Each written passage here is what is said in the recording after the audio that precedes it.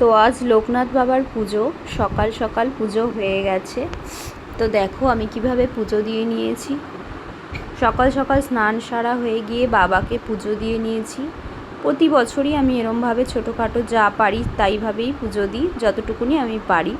5 রকম ফল, মিষ্টি, পদ্ম, তো এইভাবেই দেওয়া হয় প্রতি বছর। এরকম ছোটোখাটো নিজের হাতেই দিই পুজো। তো দেখো আমার পুজো দেওয়াটা কেমন লাগলো। এবার মামা শ্বশুরের বাড়ি নেমন্তন্ন আছে, তো বেরিয়ে যাব। তো আমি রেডি হয়ে নিয়েছি, বেরিয়ে যাচ্ছি।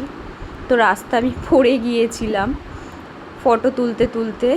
তো এইদিকে চলে যাচ্ছি রাস্তা দিয়ে। তো মামা শ্বশুরের বাড়িতে কি কি আইটেম হয়েছে দেখো। এখানে হয়েছে পোলাও, এখানে হয়েছে পায়েস, এখানে হয়েছে চাটনি, এখানে হয়েছে চিলি পনির, এখানে আছে আলুর দম। তো আমার মামি শাশুড়িই রান্নাটা করেছে, সব নিজের হাতেই গুছিয়ে পুজো দিয়েছে। তো দেখো কত সুন্দরভাবে পুজো দিয়েছে। ওইখানে গোপু সোনা, ওইখানে তাদের মন্দির, ওইখানে সব প্রভুরা বসে রয়েছে।